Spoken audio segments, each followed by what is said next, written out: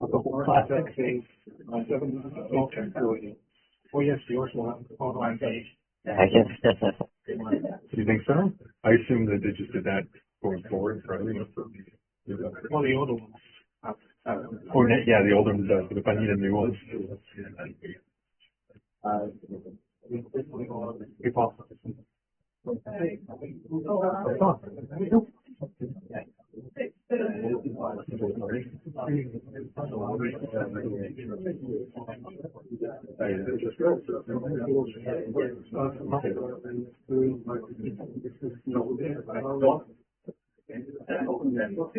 Sorry.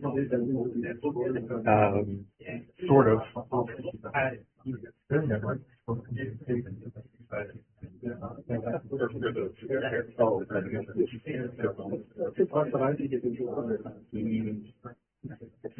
Yeah, that's also good. Okay. Sorry. I have my credentials. First.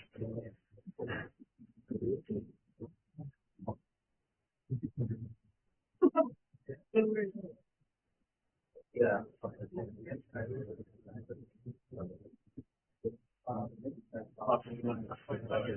Yeah. Interesting. Yeah. Camera. The last one. Oh, we're gonna get 30%. Yeah. I can see that. Kind of problematic. Yeah. Can you come personally? I have one, but that's early 2011. So when I saw 4 or 5, I'll just leave it on wait here. Maybe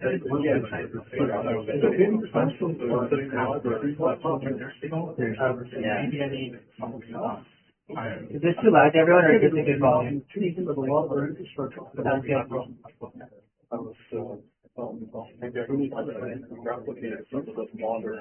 I'm gonna screen.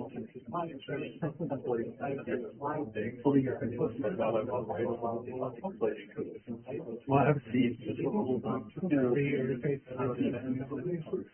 Actually, very just to here. What he found was opening chairs. It's not really that formal, I don't think. You know, I feel that standing after you say. Oh, yeah.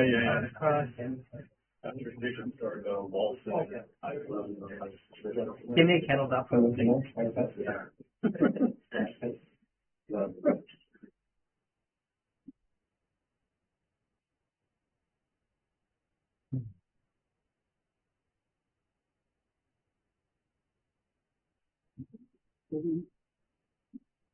Yeah.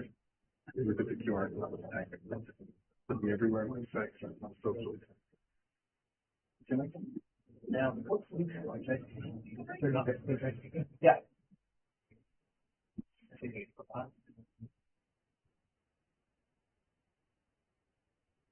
yeah. Is there anything outside?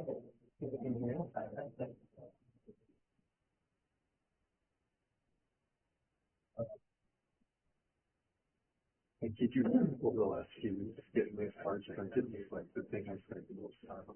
Yeah, it was burdensome process. Go from a design to the text right, we'll try to get the printed shit. You think it would be easy, but design to tell right? Well, we went back and forth 100 times on design and the words right. Landscape or portrait mode. They wanted to print them and they can't ship it here for some reason. So I showed them that it'll be more expensive. We do have print shops in Canada. Yeah, right? So I had to like right around the corner from the Waterloo.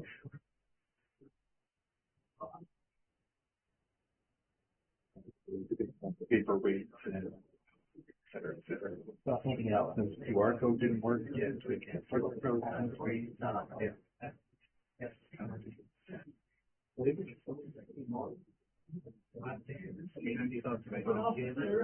I brought them just in case, so I had them on one spot. Didn't want to.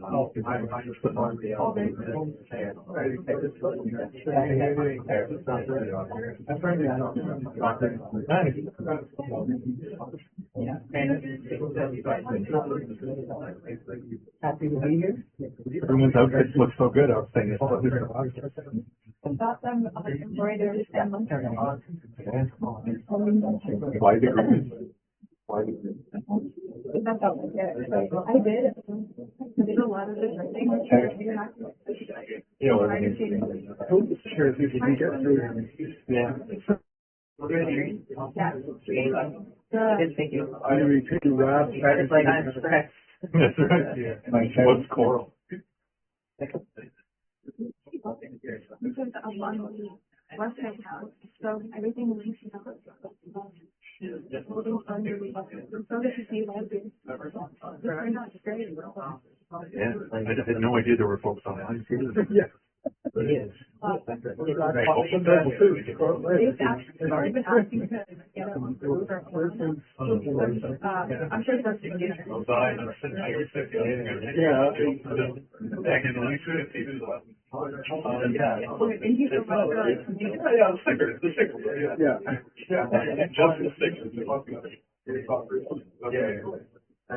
Oh, I agree. Thank you very much. I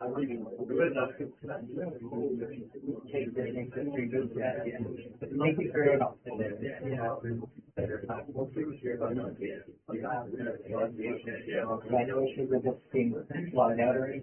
All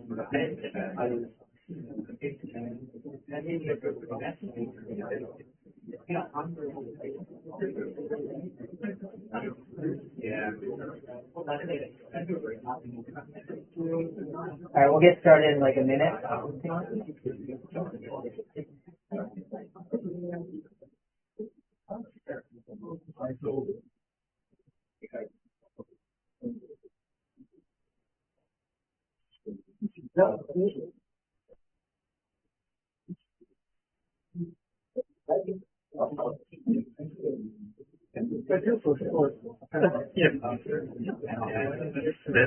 My slouch doesn't hold. Yeah, I met Ann for the first time today, Ann Carr, and she's like, I've only seen you on camera. It doesn't come through. You out on the bike yet? No, I'm planning, hopefully riding to work on my bike this Friday.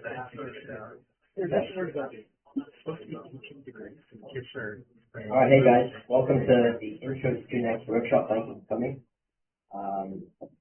This is just a quick experience that you guys will get to get some hands-on experience with QNX, learn about the operating system. We've got some people from QNX, some representatives to help you guys out to run a simple program. This is a really good opportunity to see you hacking coming up on Friday. So yeah, this is a really good opportunity. Make sure that you, if you're not already registered, to sign up. You can check out our website, cuhacking.ca. Thank you. Good evening, everybody.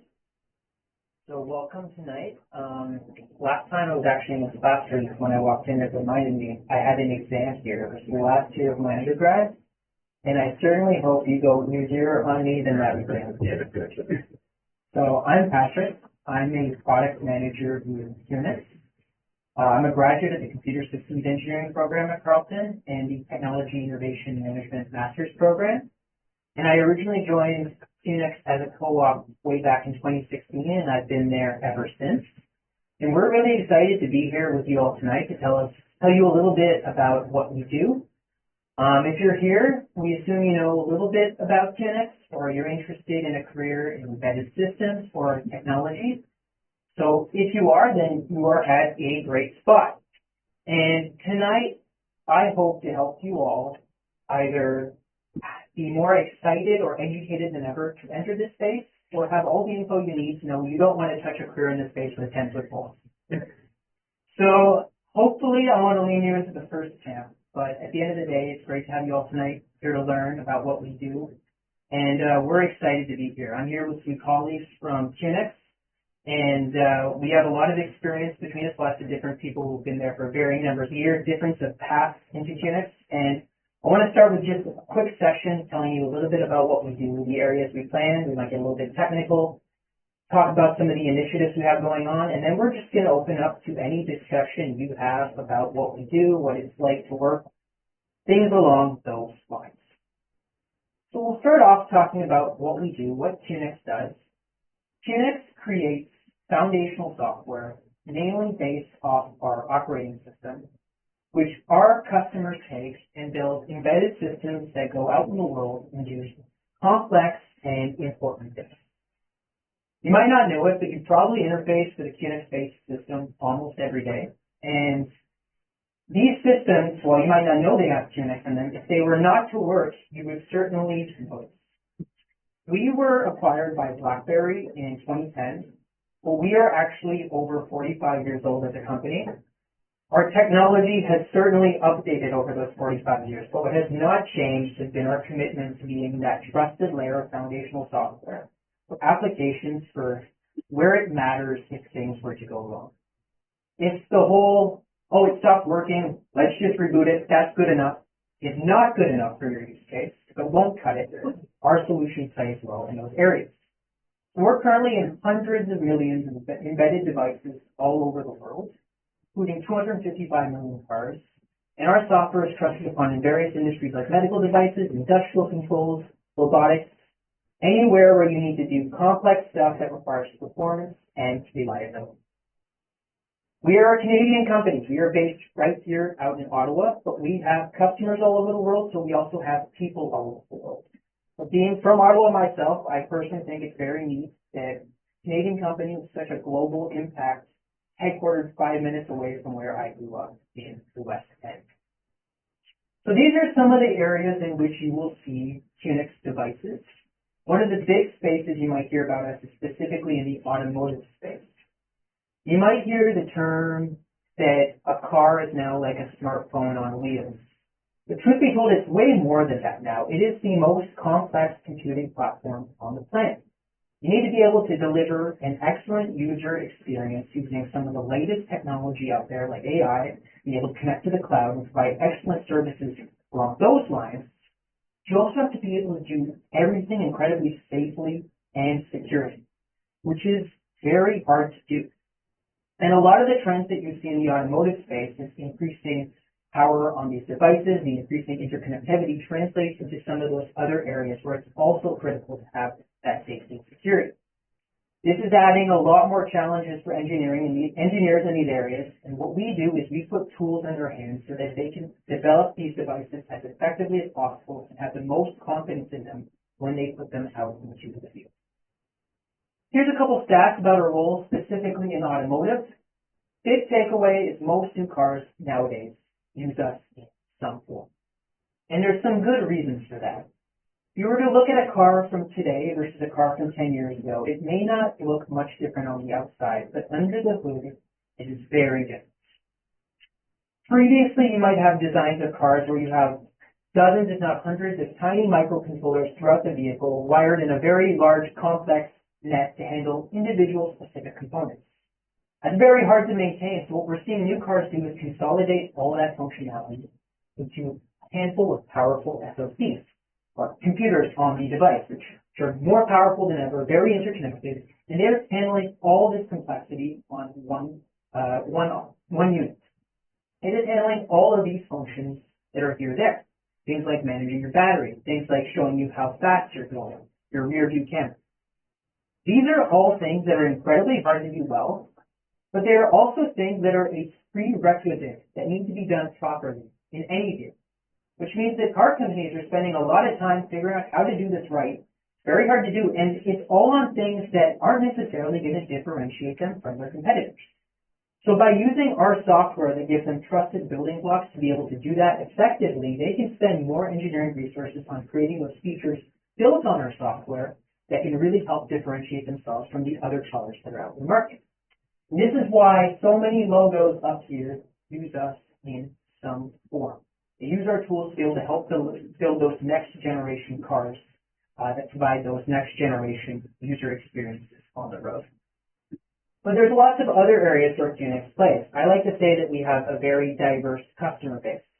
You'll have customers use us in MRI machines, in surgical robots, in defibrillators, in drones, in slot machines. What these all have in common is the fact that if something were to go wrong, it would matter. Lives or livelihoods would be on the line. So we want to make sure that people who are sending products out that have QNX in there are confident once they put them out into the world. So now I'm going to get specific on some technical details about what exactly QNX is as a operating system. Now, you probably all work with operating systems every day. It could be your phone, it could be your computer, but what exactly is an operating system? How I would describe it is a layer of software that takes several discrete hardware components that exist on a device, and it provides you the ability to use them all in an effective way to fill a purpose, to solve a specific problem. On a laptop, it might be able to connect you to the internet and create presentations. How our customers use devices, they take various complex sensors like cameras, various pieces of hardware, and they create a device that goes out in the world and fills a specific purpose. And as a result, our operating system is designed to handle those specific sets of scenarios in some of the industries where we play. If I want to get really specific, I would say QNX operating system is a real-time, microkernel-based POSIX operating system. Everyone knows what that means, right? Yes. All right, moving on. All right, let's break that down. Real time.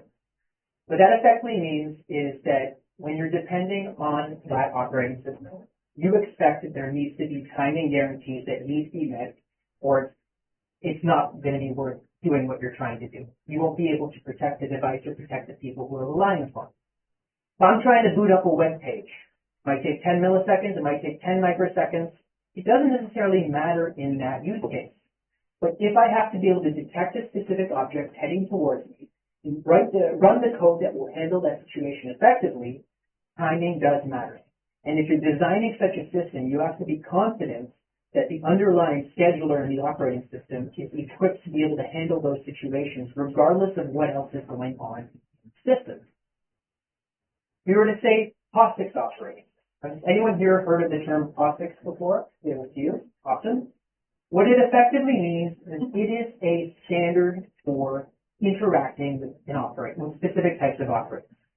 It defines a common set of APIs for, scheduling programs, allocating memory, things such that if you know how to interface with one POSIX operating system, you should be able to translate that knowledge and that content to a different POSIX operating system. For example, QNX and Linux are both POSIX operating systems, so most of your knowledge from one area will be able to translate into the other area. If you have code that is POSIX compliant, an open source library written using POSIX code, you should be able to translate and run that on QNX. So what does this mean? It means that most of what you know, if you come from a Linux background, will be transferable to QNX and vice versa, which is excellent overlap from a learning perspective because you can maximize your learning wherever your career takes you. And the last bit, microkernel-based software. This one actually merits its own slide. And if part of you is thinking, maybe I want to apply to a job that uses QNX at one point, pay attention here because this is almost guaranteed to be in the interview. So, while Linux and QNX are both POSIX operating systems, meaning you interface them in the same way, under the hood it's a completely different story. The architecture for which we fulfill those actions is handled a little bit different. The QNX operating system follows a microkernel design, which effectively means it's a distributed architecture into individual different components. The kernel, what is that? It is the part of the operating system that manages access to some of the core resources and pieces of data that ensures the integrity of the entire system. If you have multiple processes that are doing multiple things in the system, you want them to have access to their own memory, not step on each other's toes. The kernel that manages access to ensuring that those bits of the system are operating as they need to be. Our kernel is designed to be as small and sleek as possible in order to minimize the risk of faults and to be able to distribute any other services that the OS provides into their own individual components that run at a different distributed environment. This effectively means that if you have something that EOS provides, like the ability to talk to the network, to talk to a USB device, that runs in its own context. And if you were to run into an issue in one of those components, it can be stopped and restarted in isolation without affecting the rest of the system. This architecture of distributed and isolation plays very well in safety and security critical systems. In some areas, in some contexts, QNX systems have been known to be running for several years at a time. By contrast, something like the monolithic operating system condenses a lot of that functionality all into the kernel.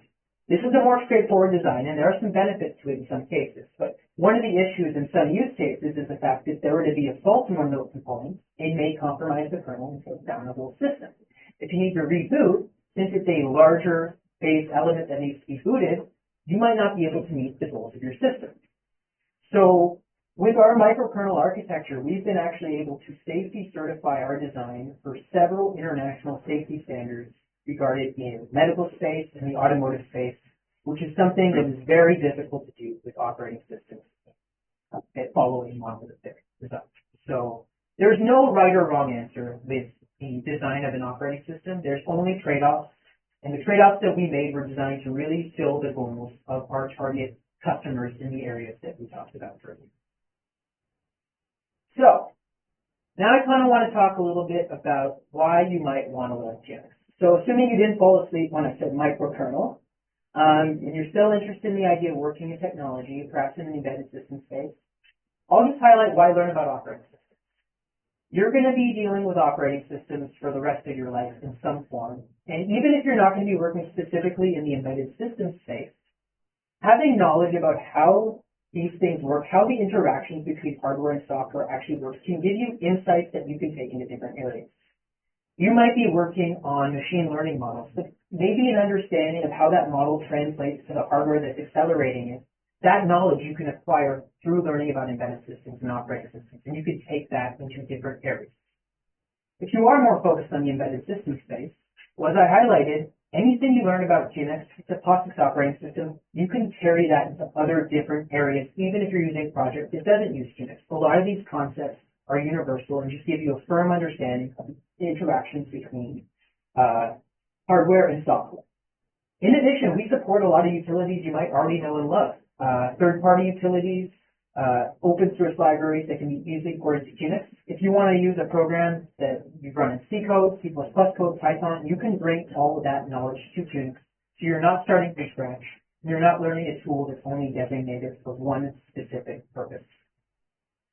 I also want to add maybe a more practical reason is because there's a lot of people looking for embedded system skills right now, specifically QNX.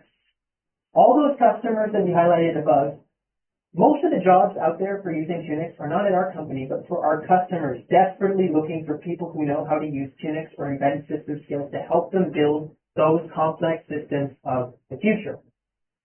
There is a global shortage of embedded system development skills as a whole, and when we told our customers that we were working on an initiative to help spread that, which I will talk about in the next slide, they were very happy with us. Before that, I'll briefly mention QNX's relationship with Carleton. As I mentioned, I'm a Carleton grad. We hire a lot of students from Carleton, but really helping build that pipeline of skilled developers into the workforce is a big priority for us, which is why we set up a long-term strategic partnership with Carleton to be able to get QNX into the classroom, to get into the research spaces. There's now a Comp 4900E Special Topics in Computer Science course that focuses on learning about real-time operating systems using QNX as a learning vehicle. We're now working also with the Technology Innovation Management Program, where we have students that are doing research on from the management literature, figuring out what are some actionable insights we can use to help grow our community and to best help people like you. We want to be learning about embedded systems and learning about QNX. Which takes me to the last bit I'm going to be covering, QNX Everywhere Initiative, something that we are very excited about. This is an initiative that we launched earlier this year. And I'll explain to you kind of the background. The truth is till recently, most people who use QNX are people who are using it because their boss or their company will do. They have a specific project in which QNX is the best solution for them to use, and they can work on it all day. But if that person wants to go home and tinker on the Raspberry Pi, chances are they're just going to be using a free solution like Linux. QNX Everywhere is our solution to help that group of developers. We made our latest version of our entire operating system free for monthly use. So that means if you're a hobbyist, you're someone who wants to learn more about our operating system, if you want to make educational videos on YouTube, do some education within your company, you can now get full access to our operating system for that purpose to learn a little bit more about QNX and embedded systems as a whole. Why are we doing this? Because we want more people using our product and using embedded systems as a whole. We want to increase the skill in this space. We want more people contributing to community discussions, working on open source boards, ensuring that they work on QNX right from the start rather than an afterthought. We really want to invest in a growing community surrounding our product, which is also why we want to be working with you all in things like hackathons and the challenges we're going to be putting out this weekend. Really, it's about a goal of increasing our transparency and making QNX more familiar with people. And we know from the literature on technology ecosystems that there's various different roles people can play, whether you're starting out or whether you know the product and you're sharing with other people. Our goal is to ensure that we work with everyone as much as possible so that we can get you to contribute to this area, even if you're just starting out or if you're an expert in this space, that we can get all of your ideas and be able to make this as excellent of a product as we can for you. Another thing that we did as part of this initiative is we made all of our training material virtual. We have dozens of hours of courses that we recorded and are releasing for free on our website that go way into the depths about how our operating system works and how our tools work. So if you are serious about applying to some of those jobs in those areas, this is almost like a university level course that gives you extra level of depth on how QNX works, as well as some exercises and tools that you can use to learn about how the product works. So how do you get started? You can go to our website and you can look QNX Everywhere. You can scan some of these barcodes. We'll have them up on the board at the end. And essentially you go here, you can get your own QNX license. You'll be able to download the software on your machine and you'll be able to get started. I also want to note that getting started with a new operating system can be a challenge, so we want to make that as easy as possible, and as part of that exercise, we created the QNX Everywhere Quick Start image for the Raspberry Pi. Once you get your license, you can download this image, flap it to a Raspberry Pi with the RPi imager, and now you have a QNX image that's equipped with graphics, networking, the ability to run Python scripts, C programs, everything you need to start your QNX journey and your journey in embedded systems.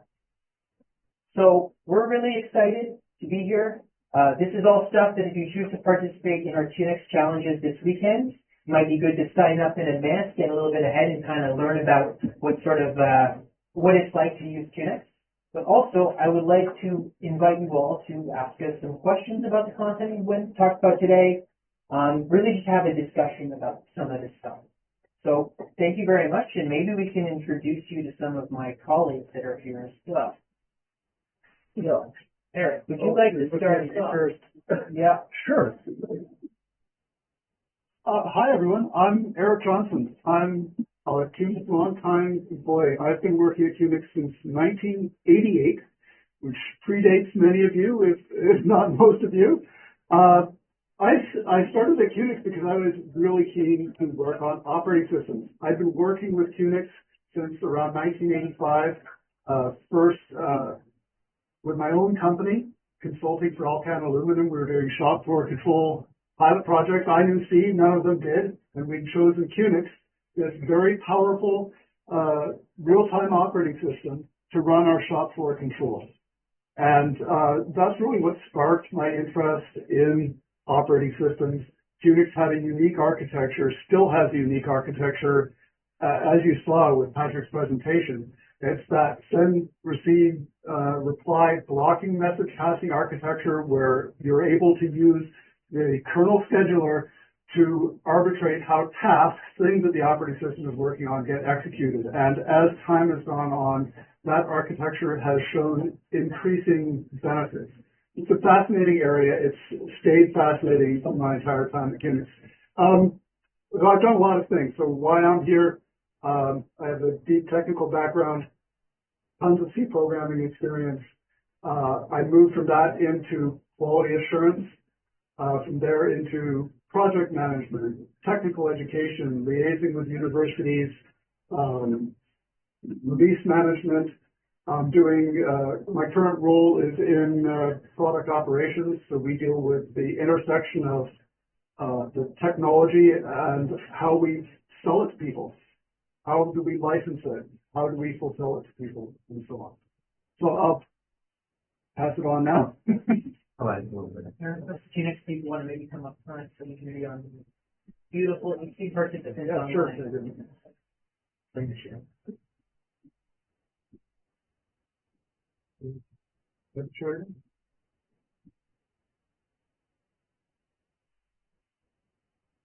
My name is Rod. I joined QNX in 12 when BlackBerry acquired it, so I came from Business Solutions. Basically, was during the peak of BlackBerry popularity, and obviously, we haven't really built it to the critical distinction. Yeah, when BlackBerry goes to QNX, I moved over to the QNX side, and I've been with the Kernel team for most of the time. As of this year, I'm the lead architect for QNX, and my proudest achievement is the new kernel design that's hopefully many of you will use. And it's almost possible for sports. Unfortunately, as someone who works in the kitchen, I'm aware of those as well. But it's an ongoing process, and if you find anything, let me know. And either I will tell you that you're doing it wrong, or no, you'll say, yeah, this is physics. Also, if you ask questions on Reddit/QNX, he may or may not answer you. I won't tell you who he is. All right. Everyone, my name is Niraj, a third-term course student at QNX. I'm also a second-year consultant student in the CS program, studying data structures and the algorithm stream. Currently, I'm in the FAE team. I work at the garage, so we work really closely with QNX everywhere. We try to implement new projects using QNX. We are also helping out with the community to create programs solely that run on QNX using different sensors. And I think it is quite essential if you're curious about writing programs in a safety certified way. So we can all write good programs, and maybe all of you can write great programs, right? But can you trust that program to be put in a system that will, say, be really critical? Can it be trusted to function at critical places? So if you think about those cases, then I think QNX is pretty amazing, and it will help you out with that. So I'm starting with the pixel image. So when I started, I had to flash images, but before that, I have to build them. And pixel image makes your life a whole lot easier. You don't have to configure any network related drivers or anything that basically allows you to connect to the network. So it is a pretty good initiative, and I recommend everyone to get the image right now and just have at it.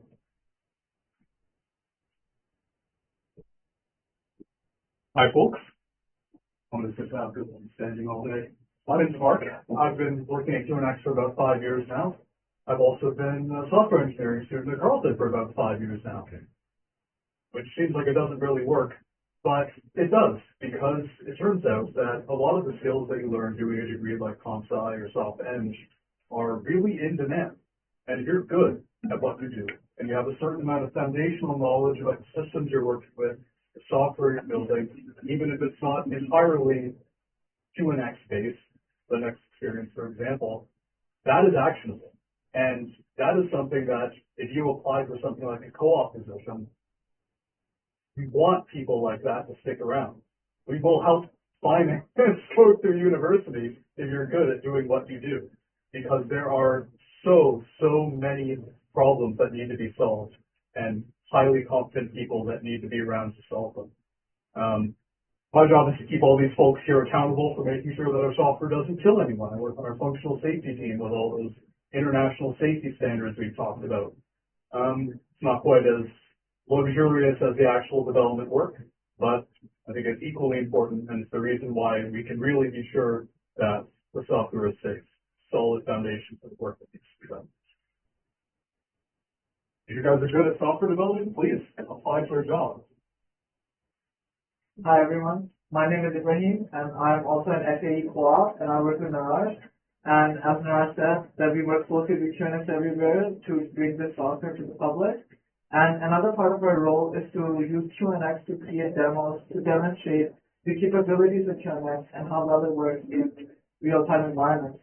And currently, we both are working on a project to create a maze-solving robot which uses OpenCV to traverse a maze and map it. And after it has mapped it, it will be able to go from point A to point B anywhere on the maze.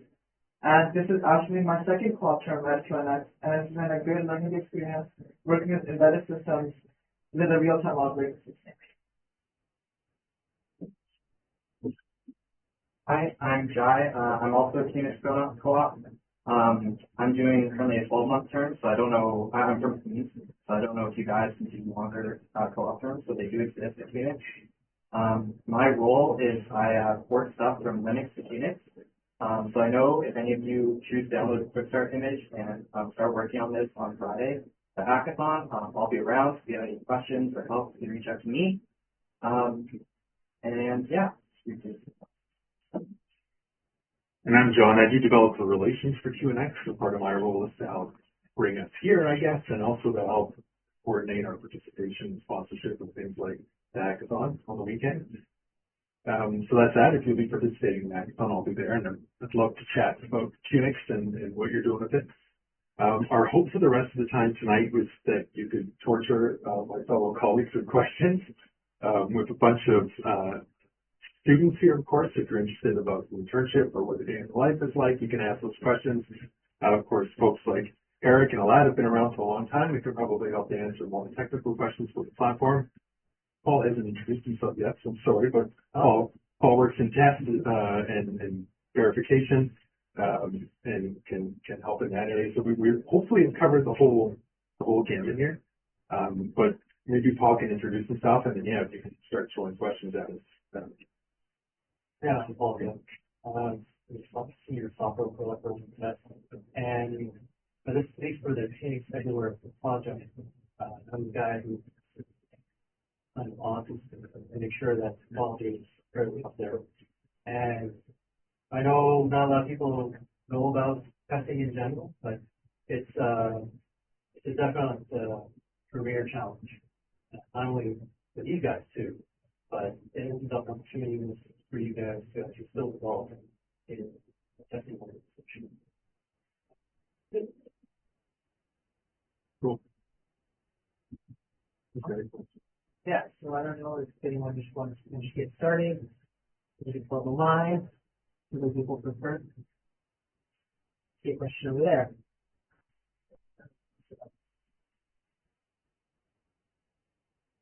We have a recording, right? So I think Yeah, it's very cool. You guys can again.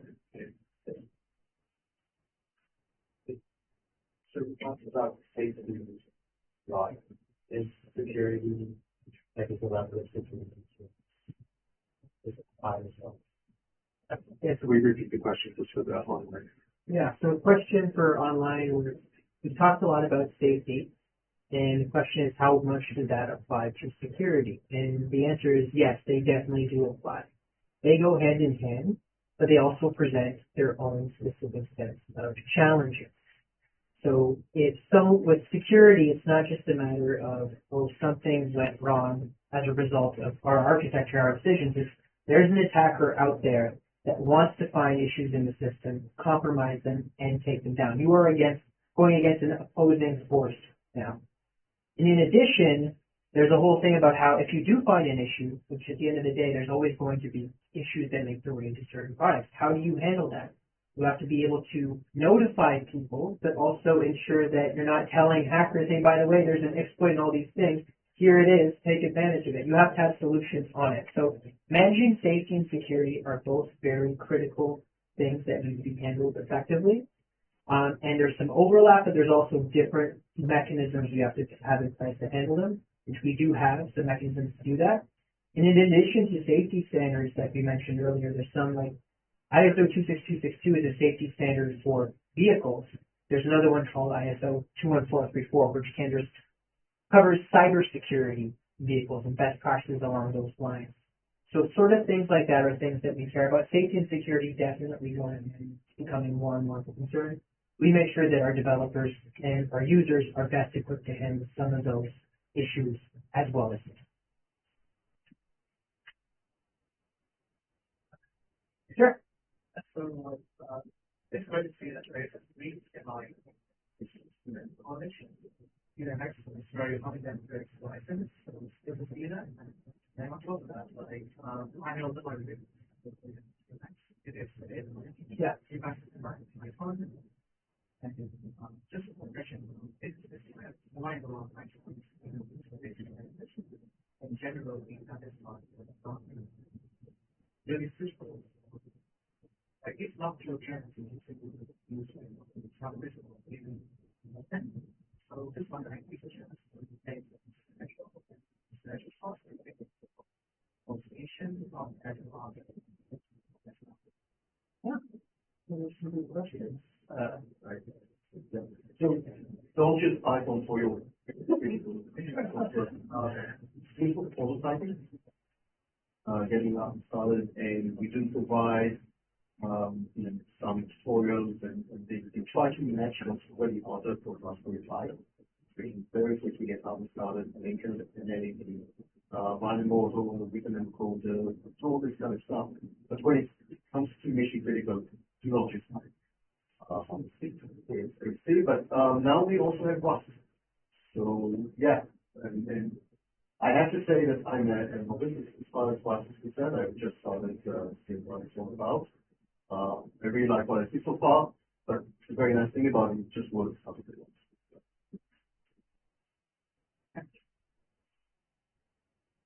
Yeah, and also want to highlight in the QNX Quick Start image, Python is included with it. It's also included in our SMP installations. You can create your own image as well.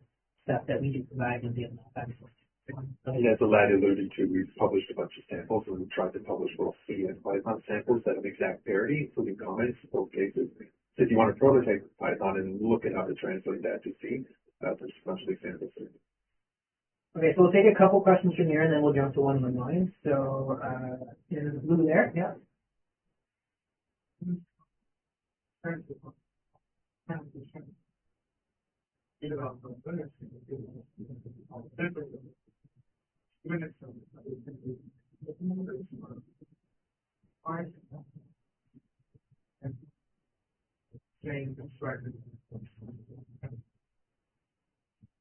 We can answer any question. Proposal results. Okay. Any question on yes, the other documentation actually available online, including our architectural, not what we would call the internal design documents, but there's an extension about the architecture and any questions.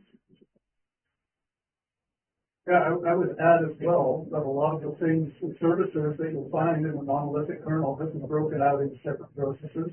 We call them resource managers, and we give people, it's part of the training material actually, is how would you write a resource manager? If you want to write your own file system or your own device manager, you can absolutely do that in QNX. It lives outside the kernel space. You run no risk of crashing the rest of the operating system just because that service goes down. It's the benefit of the architecture. So we're very flexible that way. We document the kernel, which is a large area of expertise, is providing fundamental scheduling and IPC services, timing services, and sort of thing. But everything else is outside.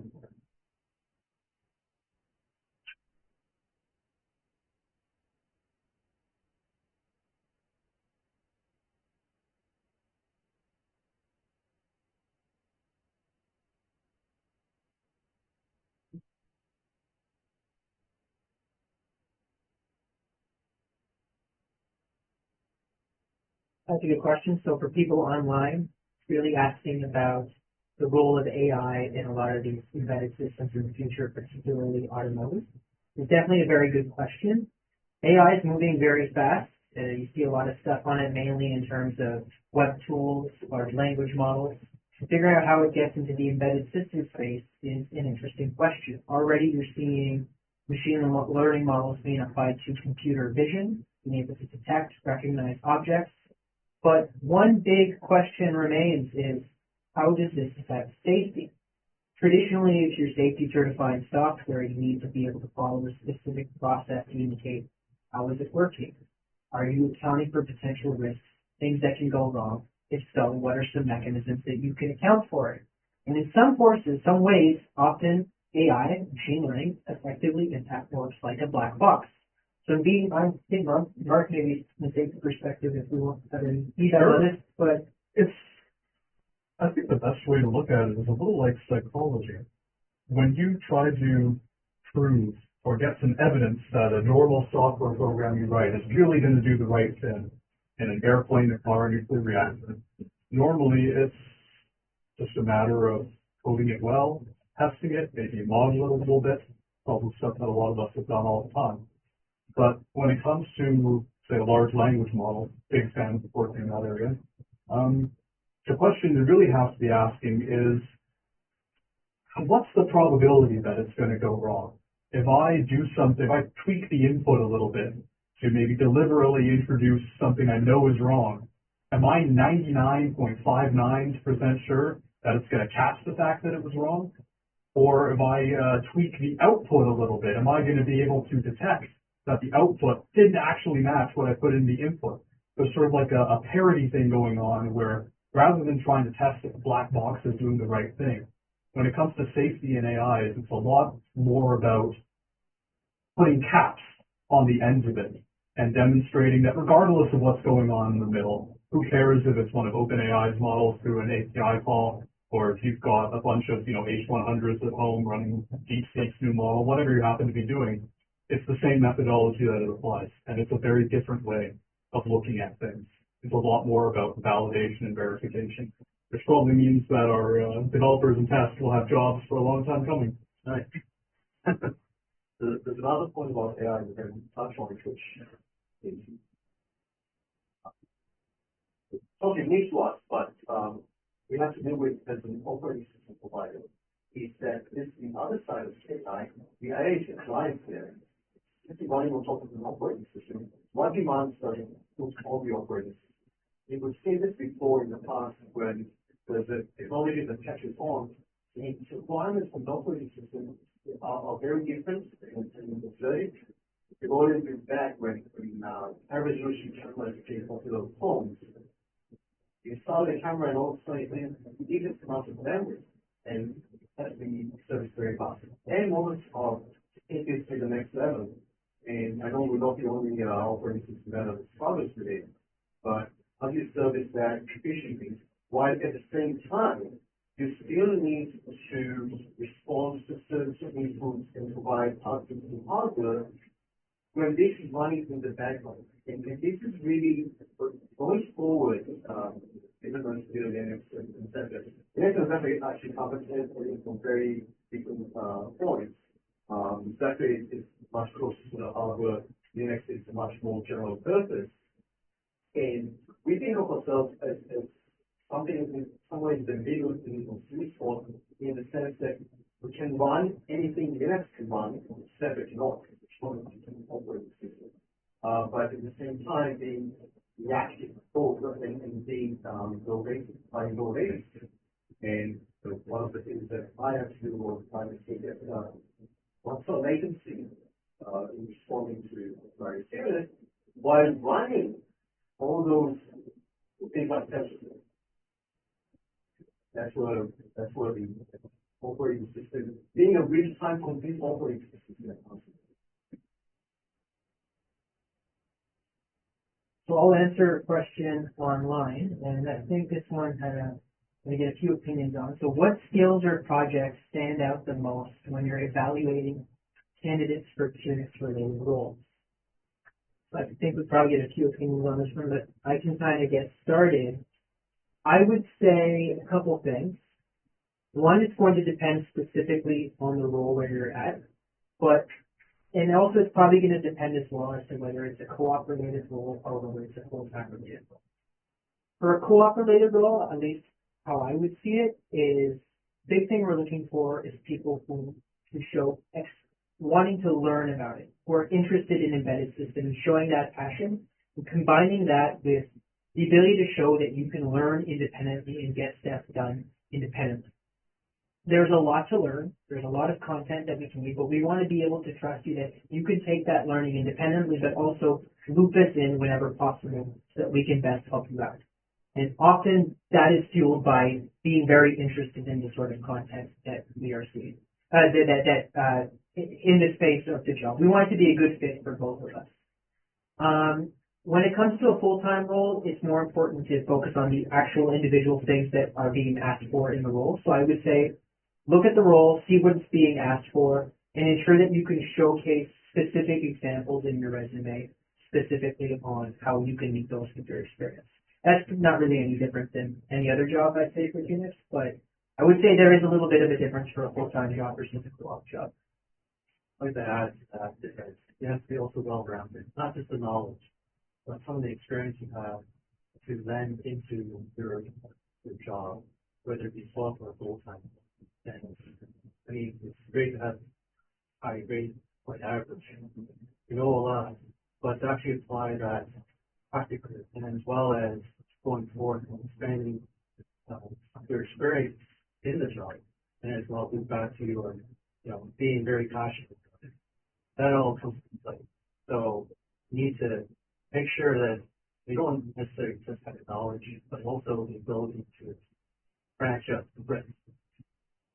Yeah, and I'll amend my answer because I want to say when I mean passionate, you don't need to say I love operating systems or embedded systems as a whole.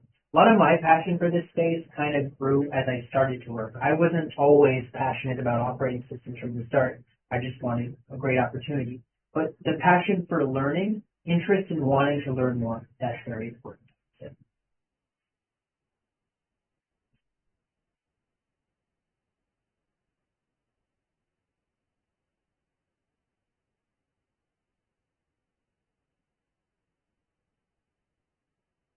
For me, no. It's something that grew over a period of time, and I think that's different for everybody. You might get some different answers here, but what I think for me personally, it was the fact that I knew I was doing something useful, and I knew it was learning. It was the idea of being helpful that I think really fueled my enjoyment for this space. I'm kind of curious about Eric. Why? Yeah, I know there's more questions. Quick question, maybe the original one. Yeah. About what we're looking for. My views on what makes a great QNX employee have sort of changed over the years. We started out as what I call the technocracy, where the founders of the company, Dan Dodge and Gord Bell, directly managed all of the engineers. And if you were going to work at QNX, you had to know this technology down full.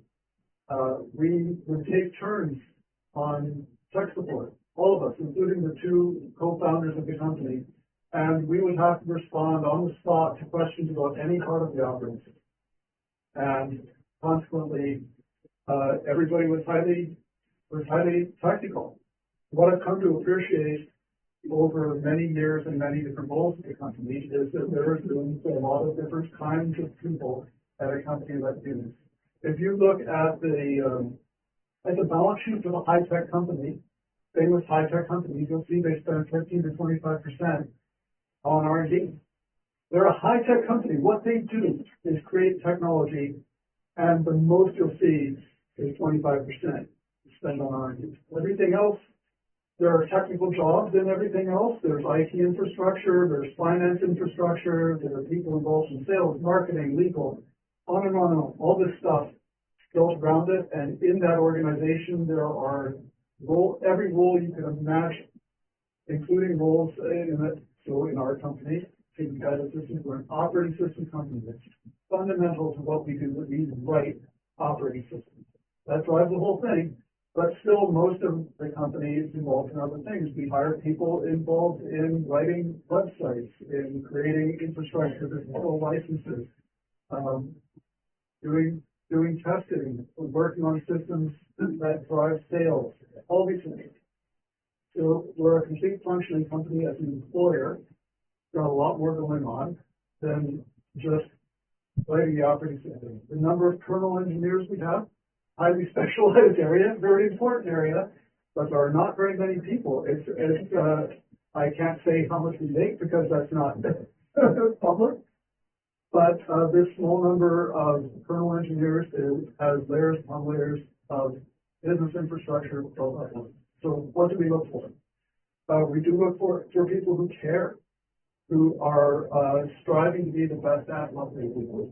We recognize that there are roles for all sorts of different people with different approaches to life, but we are a failure group kind of company where we collaborate with each other, we respect the input that people bring to the job.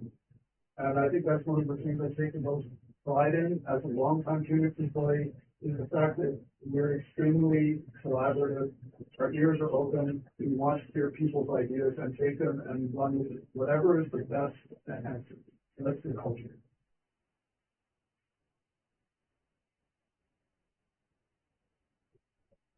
So, for example, like you found a big issue with QNX in a car. How do you guys make sure that everybody gets that fixed? Because like I've never like, or at least I've never noticed like downloading software update in the car. So what's that for? That's a good question. There's many layers of software in play. There's our underlying operating system, which we provide. And then in a car itself, there's going to be software that the car company is going to be able to use and integrate on top of their operating system. There may also have other components they purchase from other vendors that run on QNX, and then they take that whole system and then they certify it. And depending on their architecture, they need to be able to showcase that they are able to handle such situations like, hey, if there's an issue in this, how do we handle it? And often the times nowadays you see the concept of over-the-air updates, the ability to install updates on vehicles from a different location.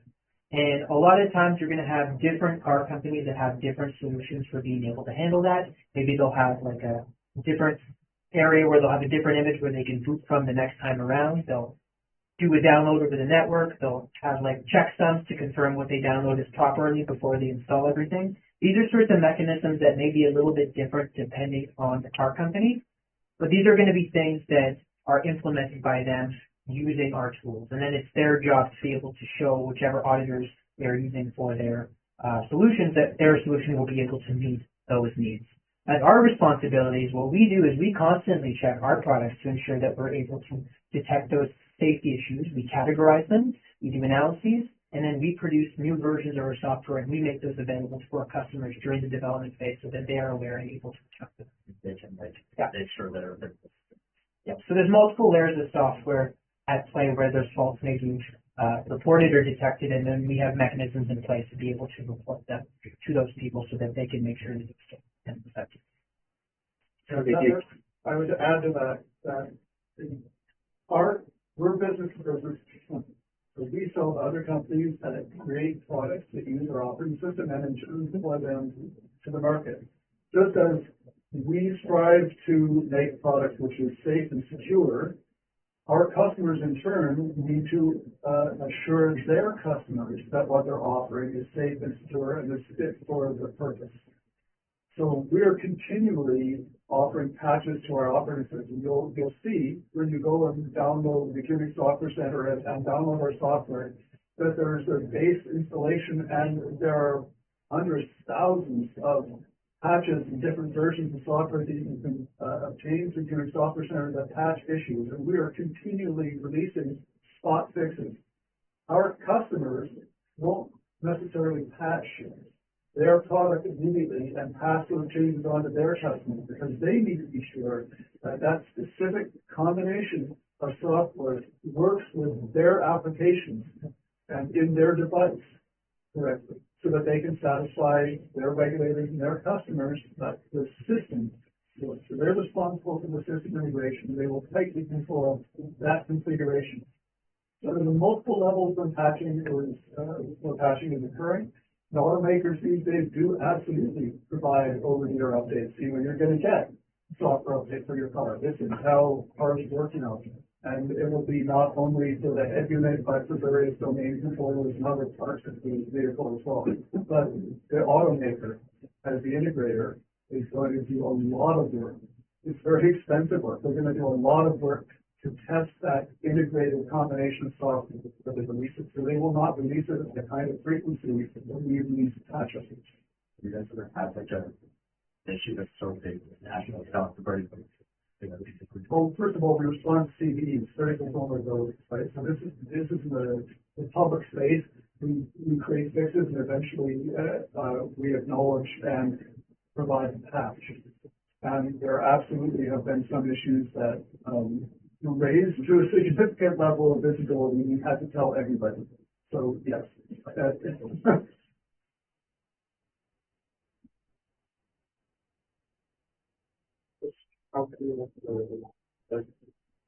What are the main differences between 7.1 and the new kernel?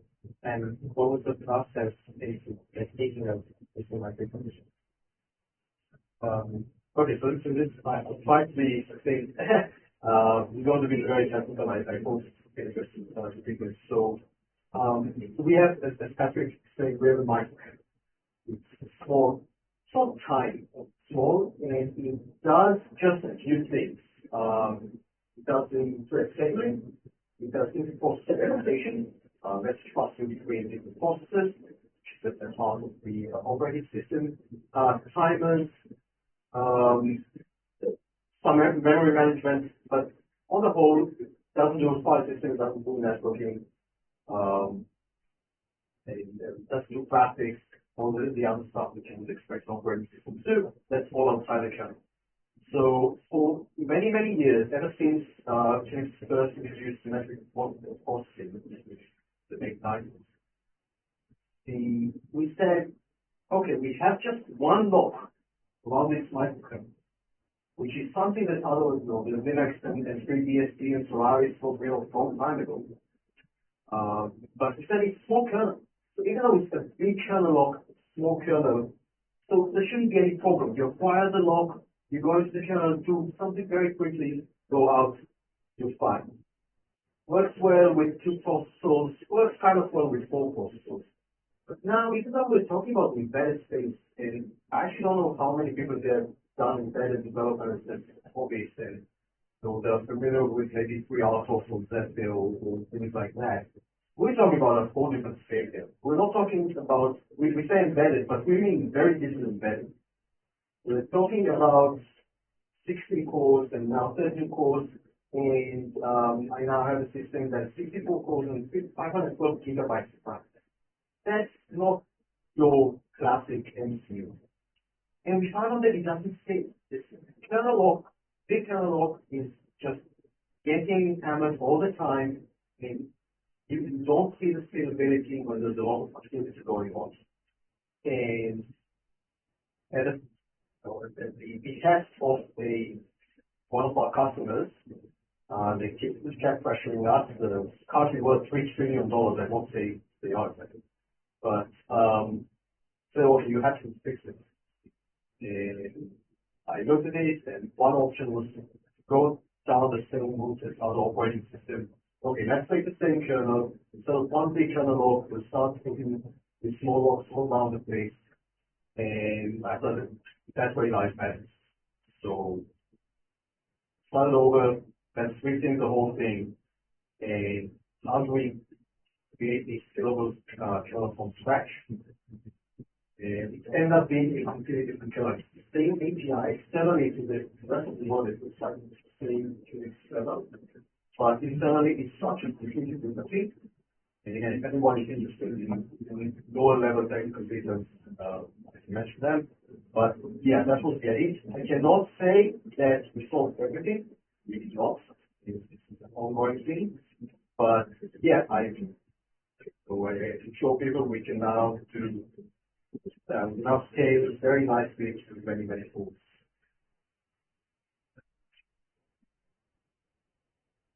It will be too much. Here. Yes. Wait, for US, yeah.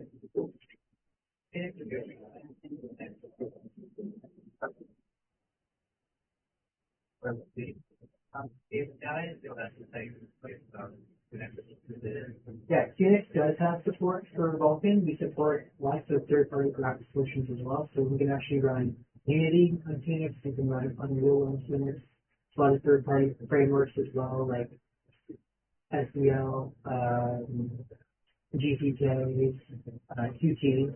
So we do have a lot of support for those sorts of applications if you want to be able to run graphics things on top of it. So earlier you mentioned that when you're learning how to use QNX, we would need a Raspberry Pi. So would we need a Raspberry Pi from the very beginning, or it's when we're making our own project, we need a Raspberry Pi? So I was a bit curious about how it's actually going to work. Because it's not like learning QNX is as simple as learning programming. Yeah, it's a very good question. So one thing to highlight, if you're in an operating system, of course, you're working on Linux and you're compiling a C program, chances are you're going to be working on your host desktop machine. You're going to be compiling a binary from C to a binary language, and then you're going to be running it directly on your host operating system. That's a very specific workflow. So if you were learning how to interface with your Linux operating system, writing C code on Linux, you would be compiling and running on the same operating system. So it would be a hosted environment.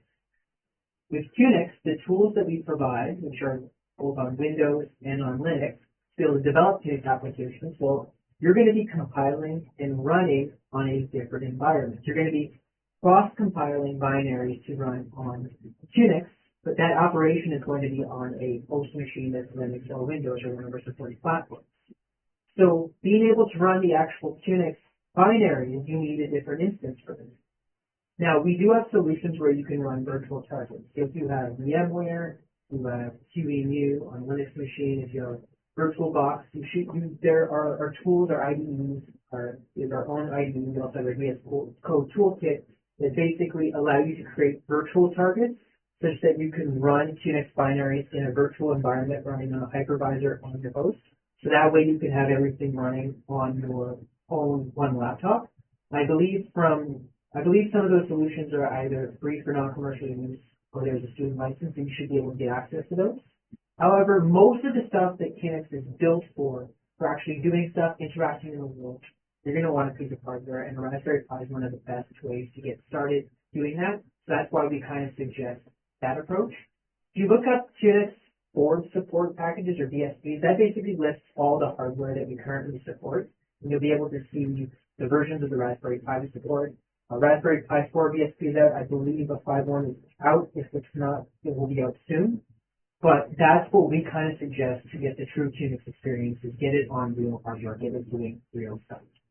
We should mention cloud as well. So we have QNX targets available through both AWS and Azure cloud marketplaces. So that's another option. Our customers like this because it allows them to do testing in the cloud before they running on utility machines. I think we'll call it there just because not everyone's really interested in questions, and we'd only plan to run to 7:30, so respect everyone's time. But a bunch of us are going to stick around for a while, so if you wanted to just sort of come up and ask questions, if you still have some, we can do that. Or if you want to stay in the room and go to qnx.com/Facebook to sign up. Here in the room, we've got a bunch of devs in the back. We're hiding back there to help support. So if you have questions about the workflow, they can help as well. So just do that. So anyone who wants to go, please feel free. But if you have questions, come on up and ask. Thank you for joining, everyone.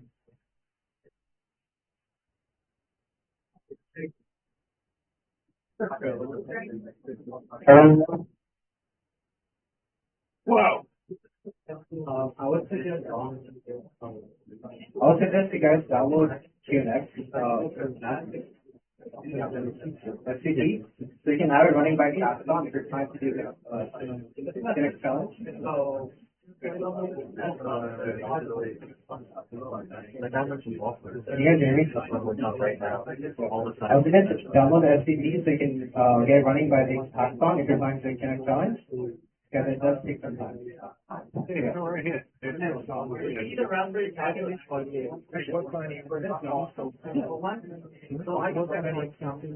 No, so what I've been doing recently is taking on already, which depends on my current life.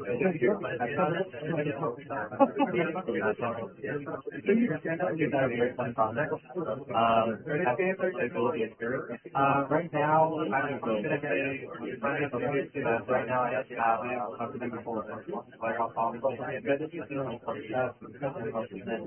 so like never like each demo is less running on the original version.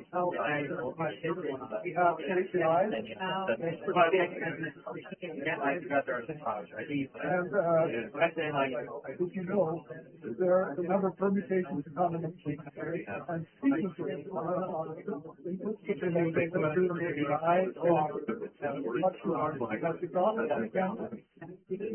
lot of technical straightforward. Let's ask you, and I understand, working combination, you're perfect. Three terms,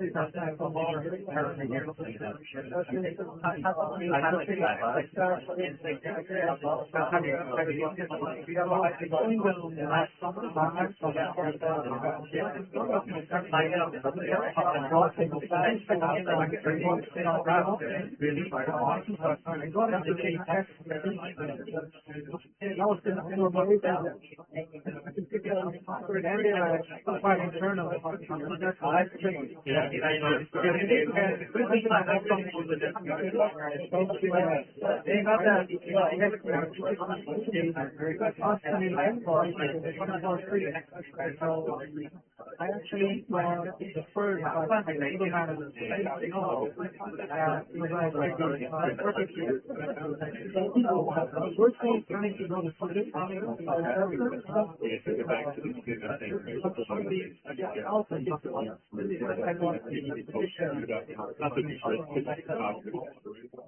and then same thing happened.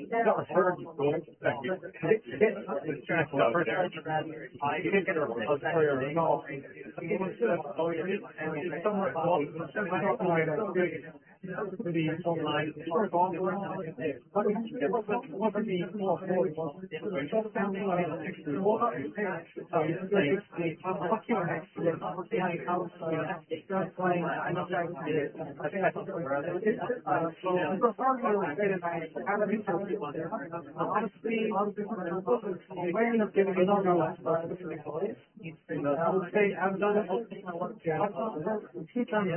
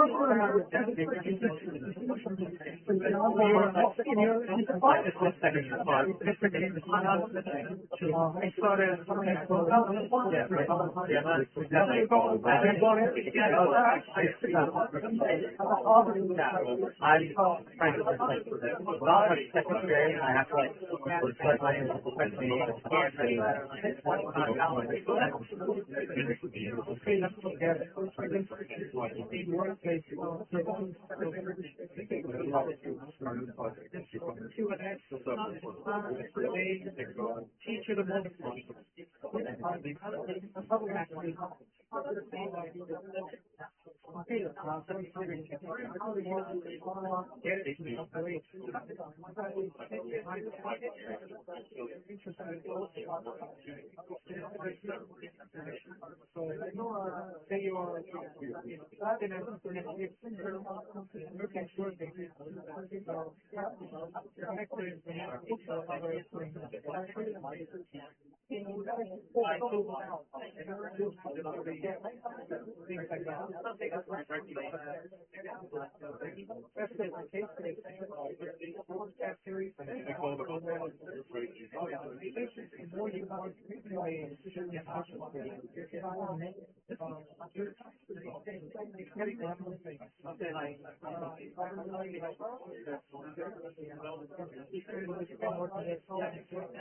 This whole program is pretty amazing.